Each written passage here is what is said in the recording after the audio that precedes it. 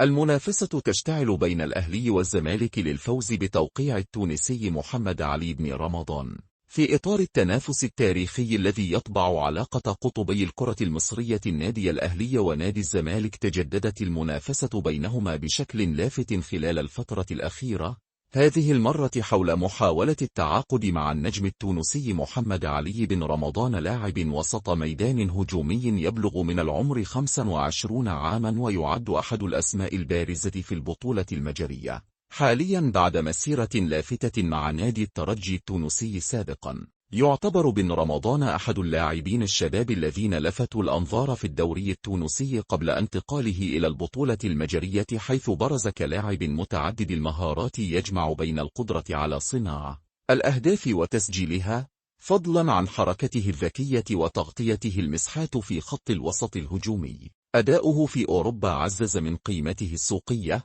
مما جعله هدفا جاذبيا للأندية العربية، خاصة في ظل رغبته المعلنة في خوض تجربة جديدة. كشفت تقارير إعلامية أن النادي الأهلي كان على بعد خطوات من ضم اللاعب التونسي في سوق الانتقالات الشتوية الماضي، حيث توصل الطرفان إلى اتفاق مبدئي، لكن الصفقة تعثرت في اللحظات الأخيرة. ووفقا لمصادر مقربة من الملف، ومع اقتراب سوق الانتقالات الصيفي، عاد الأهلي إلى الطاولة مجددا، خاصة بعد علمه بتقدم الزمالك للتفاوض مع اللاعب.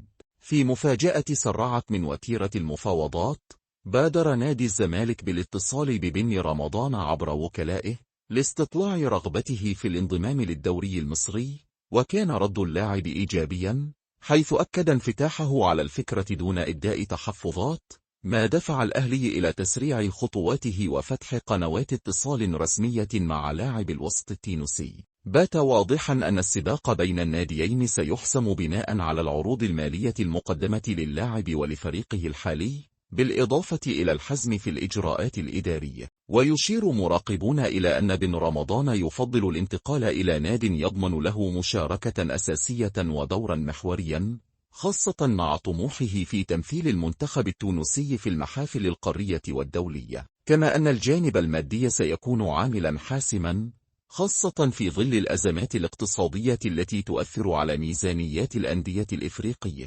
ويعتبر التعاقد مع بن رمضان إضافة نوعية لأي من الفريقين، نظرا لمرونته التكتيكية وقدرته على إثراء الخطط الهجومية. كما أن قدوم لاعب من خبرته الأوروبية قد يعزز من مكانة الدوري المصري جذبا للنجوم العرب والأفارقة. لكن المنافسة بين الأهلي والزمالك تتجاوز الجانب الرياضي هنا، لتعكس رغبة كلا الطرفين في تحقيق انتصار معنوي في سوق الانتقالات.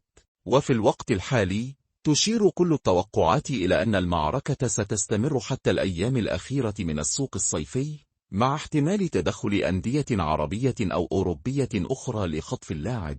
لكن المؤكد هو أن عيني القاهرة تتجهان نحو هذا الملف، الذي يعيد إحياء التنافس بين عملاقي الكرة المصرية، في انتظار معرفة الفائز برهان بن رمضان.